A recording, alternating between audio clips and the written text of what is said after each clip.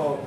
All right, there's one, modern baby news. But if you want to know, like the table of contents, all right, we have, those are the ones that I did month by month.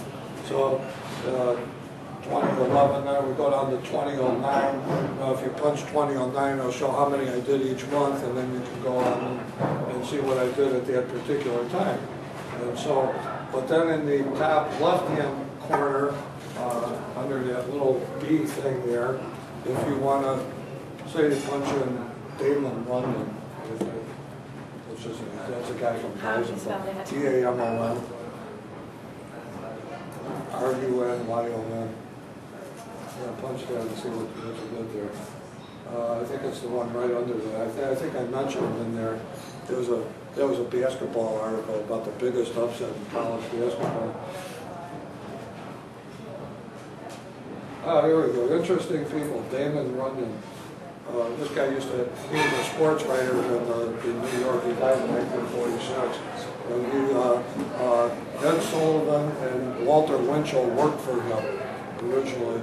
Of course, Ed Sullivan, you probably remember because the Beatles and Elvis were on his TV show, but he started off working for this guy. And he was a sports writer. He used to hang around with the sort of lowlifes, and he coined a lot of terms in the English language. He's kind of an interesting guy. And as I say, he wrote Guys and Dolls. And if you know anything about the play, it's about a bunch of lowlife gamblers in New York, and they get seduced by the Salvation Army band. And whatever. I'm not going to get into the whole story here, but anyway, he was the guy that wrote about that. And he was friends with Bat Masterson, who you might remember from Wyatt Earp fame, because they grew up in Colorado together. And Bat Masterson wound up becoming a newspaper writer in New York also. And so there's a lot of interesting stuff. Yeah, John? If you're doing this for a business, Ken, or if you just like you are for fun, how often do you recommend that you update it? And if you were doing it for a business, would you tend to put trend within your industry or whatever, and how much do you have to look out for copyright and other type of restrictions when you're quoting an article? Well, if you're quoting something, you're supposed to give attribution. I know attorneys are notorious for plagiarizing, but that's a little bit different, because if somebody writes up a contract and you say, hey, that's a good form, I'm going to use it too, that's considered good working for an attorney. But if you're quoting somebody, you're supposed to attribute it to them. And if you're putting it on there, and the guy who says, "Hey, wait a minute, I didn't give you permission to use this picture," for example. You can bring in photographs from the internet or whatever, but you might want to make sure that they're in the public domain before you go and do it, or at least give attribution, because you're open to a lawsuit there. I guess a better question is anything on the internet deemed to be in public domain, or how do you define that in an electronic age? I'm not sure that I know, John. Okay. I just try to be careful there.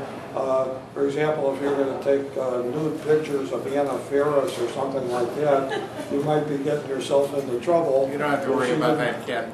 She happens to be one of my favorites out there. Yeah, Casey. That's pretty good. They actually call that scraping content, and there's really no set rules against it except your reputation, because if people find out that you're doing it, I mean, there's usually a community of people that follow that blog, and if they say, hey, you got that content from, I know where you got that content from, that's not yours, that's scraping, and stuff like that will go all over the place. It'll be spread all over social networks, so it just will come back and it's a good point. What goes around comes around. It'll destroy your name. One thing I checked out, the same question you were, and what I find useful on my own blog is you can copy anything from the federal government. Any federal government file, that's all public domain. When you write legal blogs, and a lot of stuff you can copy. I use Interesting. Thank you. But one other thing, it's a good idea if you're running a blog is to do frequent posting, so that people know to look for you, whether it's every week or every month or whatever. If you're trying to create a brand, then you have to have some content for people to look for. So, and that would be true, especially if you're using this for business. So, for example, there's a lot of lawyers that write blogs, or one day they'll write one about contracts, another day about torts or something like that, and people start to look for their articles there. Well, you have have something to give them each time. And a couple of my things have been published in the docket, which is the publication of the Lake County Bar Association. There was one I did about Myra Bradwell, who was the first female attorney in Illinois. And they wouldn't allow her to practice law because she was a woman. This was back in the 1890s. It actually went to the Supreme Court, and one of the stupidest decisions I've ever seen in my life. They said, well, a woman's place was in the home, or something. I forgot how they said it. They wouldn't allow her to practice law. We know what they mean. Yeah. And so, anyway, I wrote a whole article, and she wound up, her real job was she published the Chicago Daily Law Bulletin. And so she actually interacted with lawyers all the time. And eventually they did allow her to practice law. They changed the law on this maybe 20 years later. And they approved her going back to 1868 or whenever she first applied. But I wrote an article about it. The only reason I was interested in her is I went to the Myra Bradwell Elementary School in Chicago. And so I knew a little bit about her, but I wanted to find out what the rest of it was.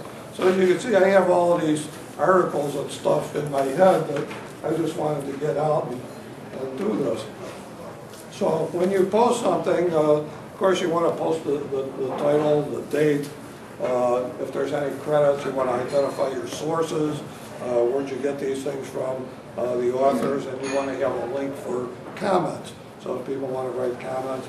The first one we had up there was about Night Train Lane. The only reason I was interested in the guy was because of his name. He was he's a Hall of Fame football player. He was a safety.